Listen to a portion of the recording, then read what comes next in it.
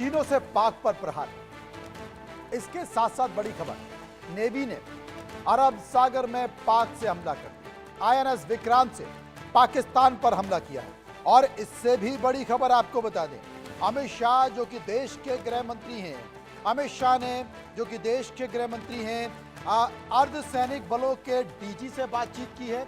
अर्धसैनिक बलों के डीजी से बातचीत की है, यानी कि अब अर्धसैनिक बल भी तैयार हो चुके हैं। बीएसएफ के डीजी, सीआईएसएफ के डीजी, सभी से बातचीत की है और सभी को हाई अलर्ट पर रखा है, बॉर्डर पर हाई अलर्ट पर रखा है। यानी कि बख्शी साहब, जिस बात का आप संकेत दे रहे थे कि पाकिस्तान में घुसने के लिए भारत की सेना, भारत के अर्धसैनिक बल अब तैयार है और जरूरत पड़ी तो भारत में जमीन के रास्ते पीओके में भारत की सेना घुस सकती है। में घुसना पहला एम पीओके होना चाहिए, उसके बाद बारी हमला रोक दो। जी हाँ बख्शी साहब।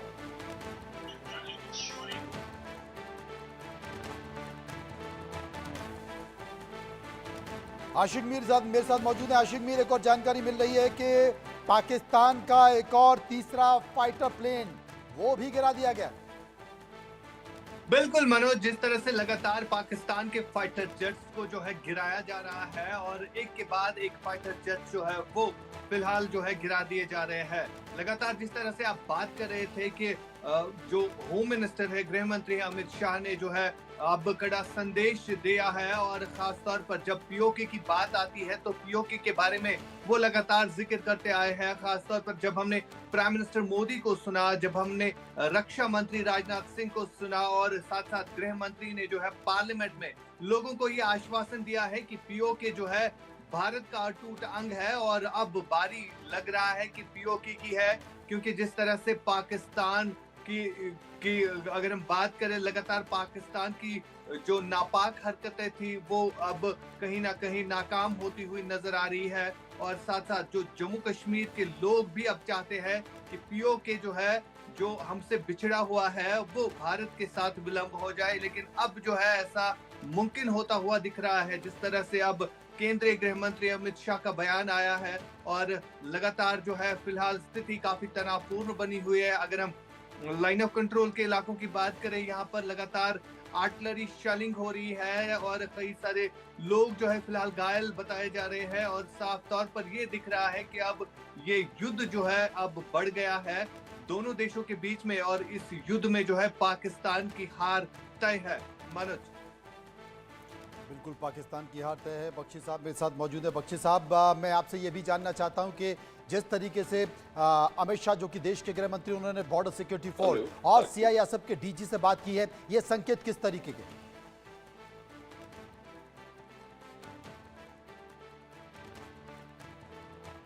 भारत भूषण जी, क्या मेरी आवाज आपको आ रही है?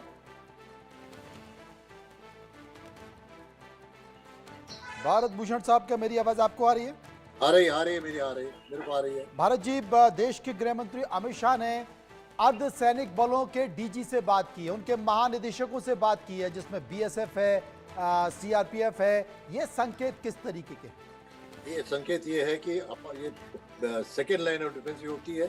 नंबर 2, ये जो सिविल में भी जो एरिया होते हैं जो भी देखना पड़ता है, उनके बारे में भी उनको चौकन्ना रहना पड़ेगा, क्योंकि कोई स्लीपर सेल है या कुछ और है डिस्टर्बेंस करेंगे, उनको भी वो देखना पड़ेगा।